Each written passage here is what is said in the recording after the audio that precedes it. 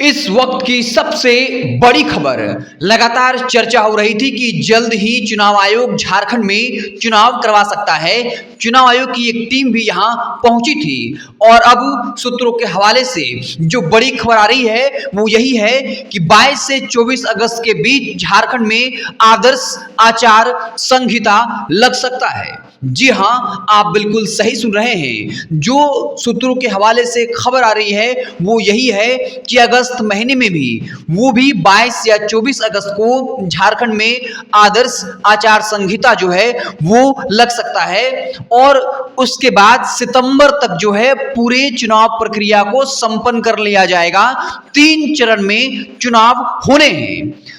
इस बात की चर्चा तब हुई थी जब हेमंत सोरेन जेल से बाहर आए थे और एक बयान दिया था कि बीजेपी वाले जल्द से जल्द चुनाव करवाना चाहते हैं, लेकिन अब वो जब चाहे चुनाव करवा लें। अगर वो कल चुनाव कराते हैं तो परसों जो है बीजेपी का सफाया हो जाएगा और फिर चुनाव आयोग पर भी कई तरह के संगीन आरोप लगाए और कहा कि चुनाव आयोग मोदी सरकार बीजेपी सरकार के इशारे पर काम कर रही है, इसलिए झारखंड में जल्द से जल्द आदर्श आचार संहिता लागू करना चाहती है ताकि सरकार काम ही ना कर पाए और उन कामों का फायदा जनता को न मिले। इसलिए सब कुछ किया जा रहा है, जबकि झारखंड में नवंबर दिसंबर के महीने में चुनाव होता है, लेकिन इस बार जो है वो काफी पहले चुनाव करवाया जा रहा है। हालांकि इस मसले पर जब चुनाव आयोग से सवाल पूछा गया तब उन्होंने कहा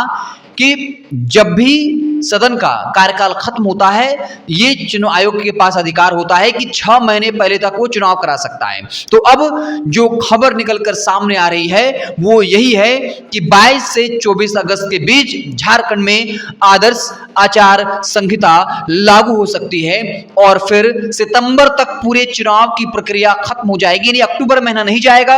अक्टूबर से पहले ही 30 सितंबर तक 3 चरणों में झारखंड में विधानसभा के चुनाव होंगे।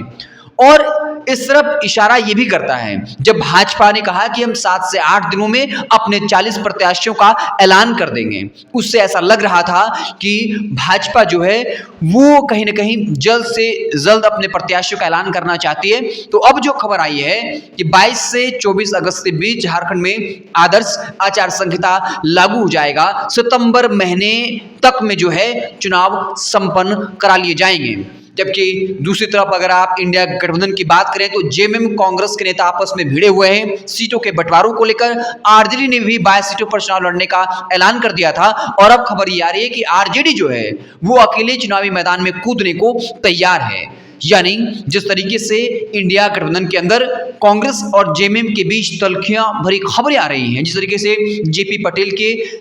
विधानसभा की मेंबरशिप रद्द की गई, उसके बाद कांग्रेस के प्रदेश अध्यक्ष राकेश ठाकुर ने कह दिया कि चमरा लिंडा जो सुखदेव भगत कांग्रेस प्रत्याशी के खिलाफ चुनाव लड़े लोहरदगा से, उनके मेंबरशिप को रद्द क्यों नहीं की गई और जेपी पटेल जो बीजेपी छोड़कर कांग्रेस में आए, उनकी जो मेंबरशिप है वो रद्द क्यों की गई। और इस तरह की बयानबाजी कहीं ना कहीं इंडिया गठबंधन को लेकर गलत संदेश जो है वो जनता के बीच जा रहा है और ऐसे में ये परसेप्शन बनता जा रहा है कि एनडीए का पलड़ा जो है वो अब धीरे भारी हो रहा है, क्योंकि वो पूरी तैयारी कर चुकी है। सुदेश महतो से बात भी हो चुकी है, सुदेश महतो ने 10 सीटों की मांग की है, लेकिन कहा जा रहा है कि 7 सीटों पर बीजेपी आजसू को मना लेगी। लेकिन दूसरी तरफ इंडिया गठबंधन में तमाम सहयोगी दल आपस में ही भिड़े पड़े हैं। तो इस वीडियो में हमें यही खबर देनी थी कि 22 या 24 अगस्त को झारखंड में आदर्श आचार संहिता लागू हो सकता है और 3 चरणों में चुनाव होंगे और